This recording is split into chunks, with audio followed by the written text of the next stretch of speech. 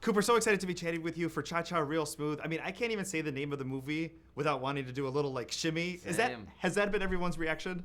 No, but I'm glad it's yours. The Cha Cha Slide, where we hear that lyric was born right here in Chicago. DJ Casper created that tune almost 20 years ago. In Chicago? In Chicago, yeah. He's What? a Chicago DJ. Why has no one told me? No one told you that? I see people nodding around the set like, yeah, you didn't know that? No, no one told me. Well, it's a nice Chicago connection, but also the city of Chicago plays a role in the movie. Not necessarily set in Chicago. Oh, yeah. But it does. Let's talk a little bit about, including Chicago in this film. Chicago is, my girlfriend's brother is here and moved here around the time when I was writing Cha Cha. And you know what? I think in my last movie, Chicago plays a little role too. I don't know why Chicago is the thing that I'm always like, Chicago's gonna be what the character talks about in terms of their dream life. I don't know why. But we love that it's a theme that in your movie, so we can't wait to continue to see your career and where Chicago may pop up next. Yes, I clearly love Chicago. This is my first time here though, so yeah. Dakota Johson, not only having her on screen, but also part of the producing team. Connecting with her, how did this whole thing happen?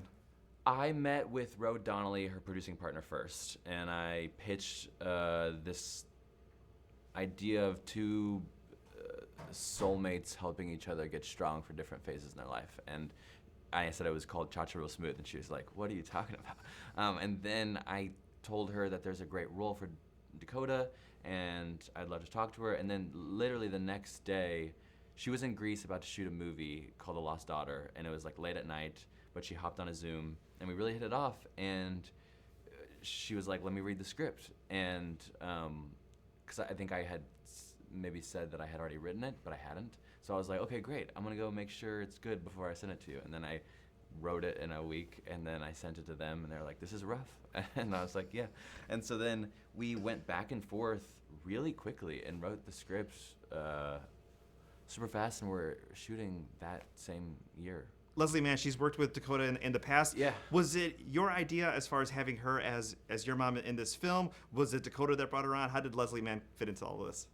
Leslie's my favorite actress ever, and I wrote the role for her. Did not think that she would say yes, but I knew that Dakota was friends with her, and I wrote her this really insane letter that I'm sure she read and was like, "Oh my God, this is a crazy person." But then Dakota reached out and said, "He's not as crazy as you think he is." And then I met her on Zoom, and I basically said, like, "You are.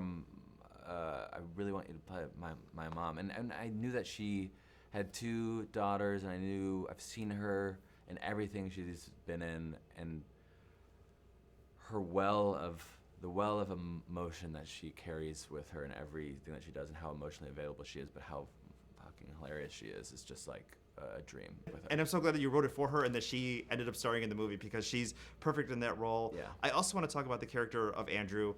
Is it based on you? Talk a little bit about the experience. I do want to get to the party starter part in a little bit, but as far as the emotion that he shows, the maturity that he has, talk a little bit about creating that character.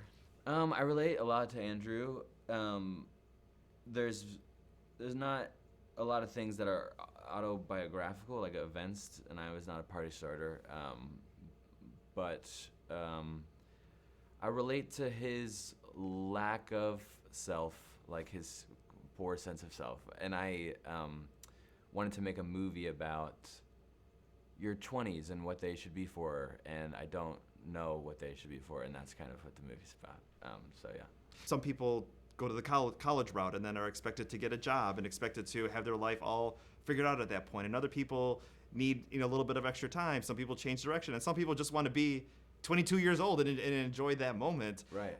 But especially from a guy perspective, and I think one of the parts that I really loved is the emotion that he showed. Mm-hmm. You often don't get to see that in a movie, especially with a 22-year-old male character, is that, you see him getting emotional over life events. Yeah. And I think that's important, especially for young guys to see. Why was that important for you to make sure you had this in this movie?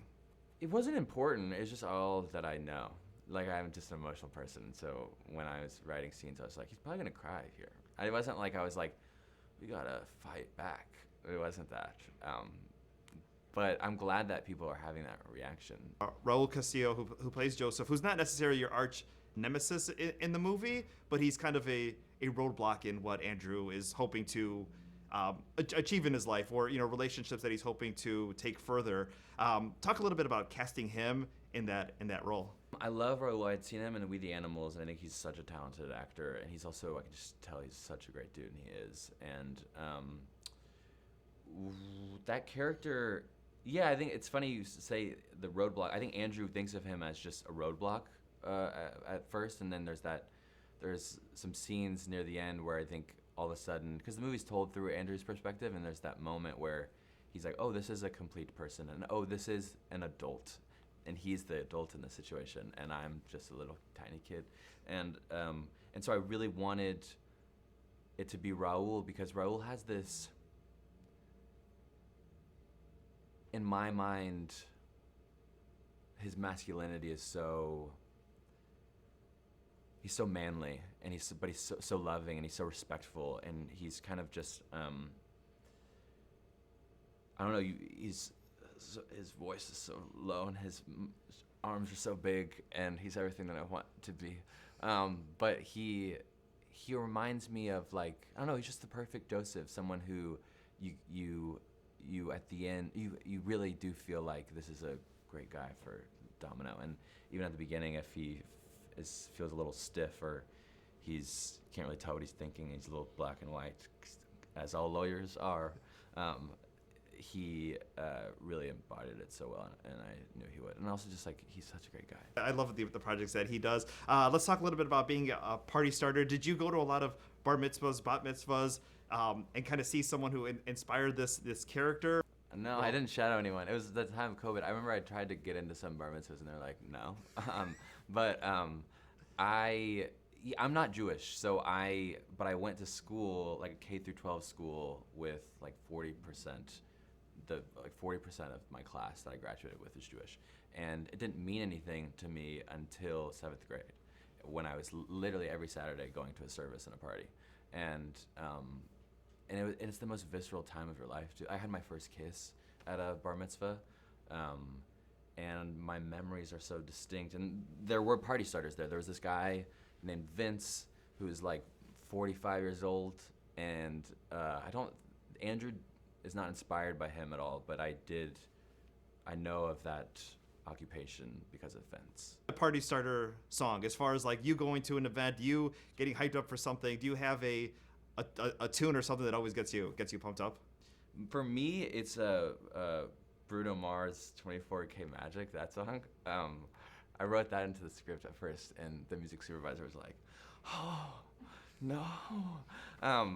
But I also, my second, or I shouldn't say my second, my favorite really is Lupe Fiasco, The Show Goes On. And that more so, it is a bar mitzvah song. It's not like, I don't think maybe it's as big as that Bruno Mars song, but for me, the theme of that song, the title of that song and the lyrics of The Show Going On, was meaningful to me, and what the movie's about, and so I was like, that is the ultimate bar mitzvah song in my mind. But my favorite party starting song is 24K Magic.